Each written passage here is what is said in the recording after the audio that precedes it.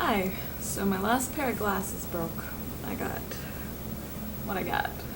And I really need to vent today. Everybody's busy, so we got Thomas on in the background. The kids are just relaxing, and I need to get this out so I can focus on having fun with them today, because I just can't get it out of my brain.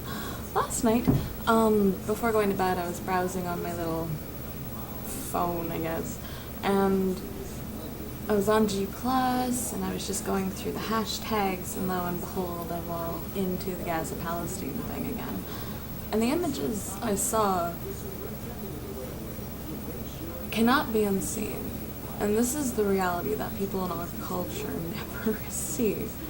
And this has been going on for a while. Actually, war in the Middle East. Back 10 years ago, we talked about it. We sent people out there. And if you look forward from a historical standpoint, I think the way that we're going to be looking like Germany did the last two wars. Because if you look at who we're funding, who we're supporting, and what we're saying, while our people are ignoring it, we are headed for a very similar fate unless we speak out. And I tend to avoid confrontation. I hate making people feel bad. But there's something that if I don't say it, it's poison on the inside of me.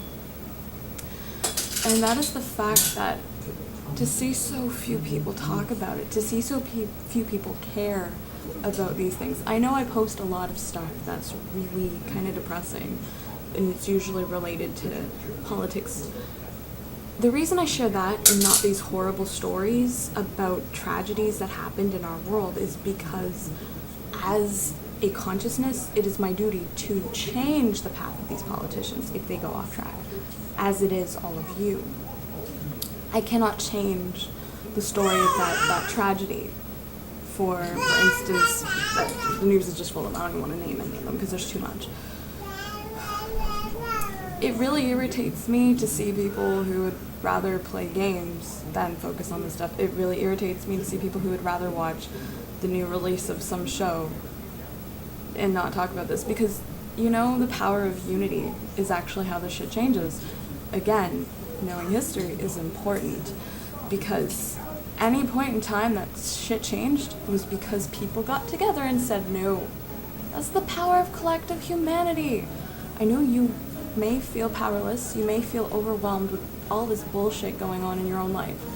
I normally avoid complaining about my own affairs until I just reach a breaking point, which recently having the husband back at work, after setting up this whole business thing, which thank goodness I'm grateful that we even had the opportunity to do that.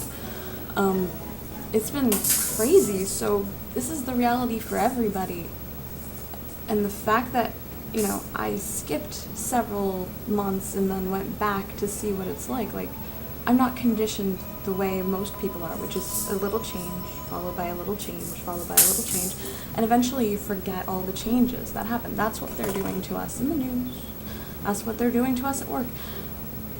And we're replacing our emotions with a suppressive option, taking pills for it. And in some cases, you need to. You really do. If you are at the point that you're just too far gone to even move, those are helpful because they help you stay and just keep fighting. But for some people, some people just take it because they're like, I got a feeling. Share that feeling.